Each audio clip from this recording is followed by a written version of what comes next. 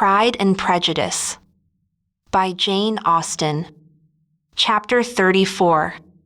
When they were gone, Elizabeth, as if intending to exasperate herself as much as possible against Mr. Darcy, chose for her employment the examination of all the letters which Jane had written to her since her being in Kent. They contained no actual complaint, nor was there any revival of past occurrences, or any communication of present suffering. But in all, and in almost every line of each, there was a want of that cheerfulness which had been used to characterize her style, and which, proceeding from the serenity of a mind at ease with itself and kindly disposed towards everyone, had been scarcely ever clouded. Elizabeth noticed every sentence conveying the idea of uneasiness, with an attention which it had hardly received on the first perusal.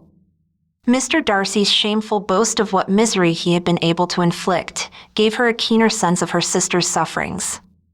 It was some consolation to think that his visit to Rosings was to end on the day after the next, and, a still greater, that in less than a fortnight she should herself be with Jane again and enabled to contribute to the recovery of her spirits by all that affection could do. She could not think of Darcy's leaving Kent without remembering that his cousin was to go with him, but Colonel Fitzwilliam had made it clear that he had no intentions at all, and agreeable as he was, she did not mean to be unhappy about him. While settling this point, she was suddenly roused by the sound of the doorbell, and her spirits were a little fluttered by the idea of its being Colonel Fitzwilliam himself, who had once before called late in the evening, and might now come to inquire particularly after her. But this idea was soon banished, and her spirits were very differently affected when, to her utter amazement, she saw Mr. Darcy walk into the room. In an hurried manner he immediately began an inquiry after her health, imputing his visit to a wish of hearing that she were better. She answered him with cold civility. He sat down for a few moments, and then getting up, walked about the room.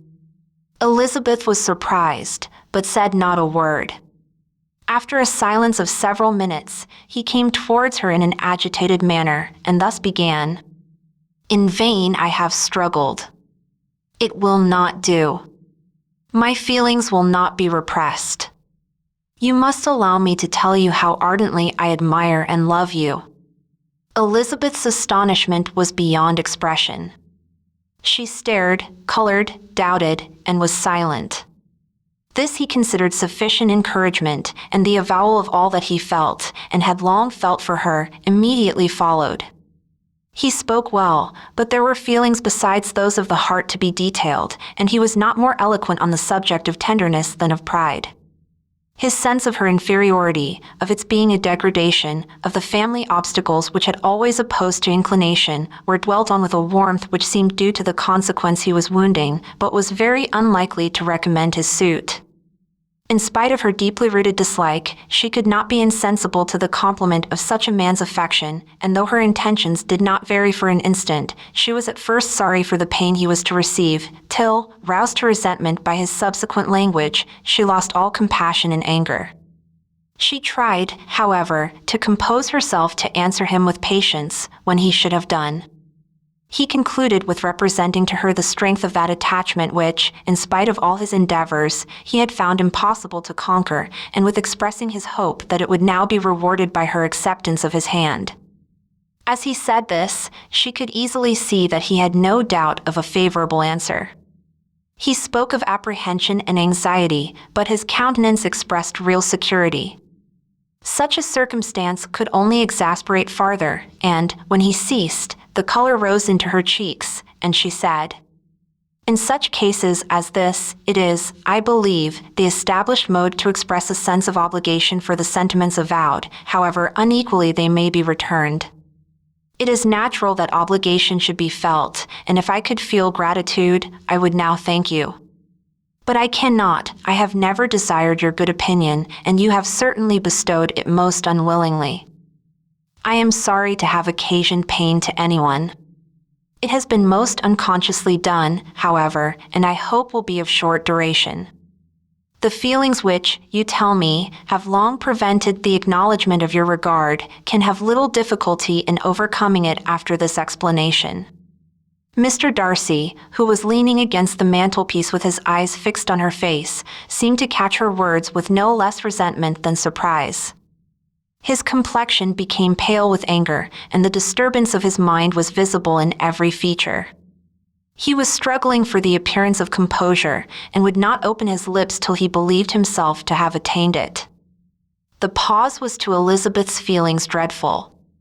At length, with a voice of forced calmness, he said, "And this is all the reply which I am to have the honor of expecting. I might, perhaps, wish to be informed why, with so little endeavor at civility, I am thus rejected. But it is of small importance." "I might as well inquire," replied she, "why with so evident a desire of offending and insulting me, you chose to tell me that you liked me against your will, against your reason, and even against your character? Was not this some excuse for incivility, if I was uncivil? But I have other provocations. You know I have. Had not my feelings decided against you, had they been indifferent, or had they even been favorable, do you think that any consideration would tempt me to accept the man who has been the means of ruining, perhaps forever, the happiness of a most beloved sister?" As she pronounced these words, Mr. Darcy changed color, but the emotion was short, and he listened without attempting to interrupt her while she continued. "I have every reason in the world to think ill of you. No motive can excuse the unjust and ungenerous part you acted there. You dare not, you cannot deny that you have been the principal, if not the only means of dividing them from each other, of exposing one to the censure of the world for caprice and instability, and the other to its derision for disappointed hopes, and involving them both in misery of the acutest kind." She paused, and saw with no slight indignation that he was listening with an air which proved him wholly unmoved by any feeling of remorse. He even looked at her with a smile of affected incredulity. "Can you deny that you have done it?" she repeated. With assumed tranquility he then replied, "I have no wish of denying that I did everything in my power to separate my friend from your sister, or that I rejoice in my success. Towards him I have been kinder than towards myself." Elizabeth disdained the appearance of noticing this civil reflection, but its meaning did not escape, nor was it likely to conciliate her. "But it is not merely this affair," she continued, "on which my dislike is founded. Long before it had taken place my opinion of you was decided. Your character was unfolded in the recital which I received many months ago from Mr. Wickham. On this subject, what can you have to say? In what imaginary act of friendship can you here defend yourself? Or under what misrepresentation can you here impose upon others? You take an eager interest in that gentleman's concerns," said Darcy, in a less tranquil tone and with a heightened color. "Who that knows what his misfortunes have been, can help feeling an interest in him?" "His misfortunes," repeated Darcy contemptuously. "Yes, his misfortunes have been great indeed." "And of your infliction," cried Elizabeth with energy. "You have reduced him to his present state of poverty, comparative poverty. You have withheld the advantages which you must know to have been designed for him. You have deprived the best years of his life of that independence which was no less his due than his desert. You have done all this. And yet you can treat the mention of his misfortune with contempt and ridicule. And this," cried Darcy, as he walked with quick steps across the room, "is your opinion of me. This is the estimation in which you hold me. I thank you for explaining it so fully. My faults, according to this calculation, are heavy indeed. But perhaps," added he, stopping in his walk and turning towards her, "these offenses might have been overlooked, had not your pride been hurt by my honest confession of the scruples that had long prevented my forming any serious design. These bitter accusations might have been suppressed, had I, with greater policy, concealed my struggles, and flattered you into the belief of my being impelled by unqualified, unalloyed inclination, by reason, by reflection, by everything. But disguise of every sort is my abhorrence. Nor am I ashamed of the feelings I related. They were natural and just. Could you expect me to rejoice in the inferiority of your connections, to congratulate myself on the hope of relations whose condition in life is so decidedly beneath my own? Elizabeth felt herself growing more angry every moment, yet she tried to the utmost to speak with composure when she said, "You are mistaken, Mr. Darcy, if you suppose that the mode of your declaration affected me in any other way than as it spared me the concern which I might have felt in refusing you, had you behaved in a more gentlemanlike manner." She saw him start at this, but he said nothing, and she continued, "You could not have made the offer of your hand in any possible way that would have tempted me to accept it." Again his astonishment was obvious, and he looked at her with an expression of mingled incredulity and mortification.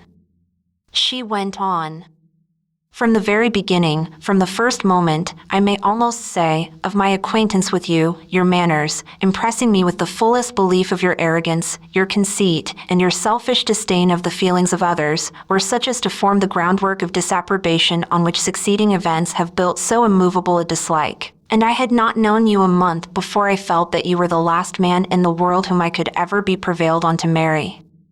"You have said quite enough, madam. I perfectly comprehend your feelings, and have now only to be ashamed of what my own have been. Forgive me for having taken up so much of your time, and accept my best wishes for your health and happiness." And with these words he hastily left the room, and Elizabeth heard him the next moment open the front door and quit the house. The tumult of her mind was now painfully great. She knew not how to support herself, and from actual weakness sat down and cried for half an hour. Her astonishment, as she reflected on what had passed, was increased by every review of it. That she should receive an offer of marriage from Mr. Darcy. That he should have been in love with her for so many months. So much in love as to wish to marry her in spite of all the objections which had made him prevent his friends marrying her sister, and which must appear at least with equal force in his own case, was almost incredible. It was gratifying to have inspired unconsciously so strong an affection. But his pride, his abominable pride, his shameless avowal of what he had done with respect to Jane, his unpardonable assurance in acknowledging, though he could not justify it, and the unfeeling manner in which he had mentioned Mr. Wickham, his cruelty towards whom he had not attempted to deny, soon overcame the pity which the consideration of his attachment had for a moment excited. She continued in very agitated reflections till the sound of Lady Catherine's carriage made her feel how unequal she was to encounter Charlotte's observation, and hurried her away to her room.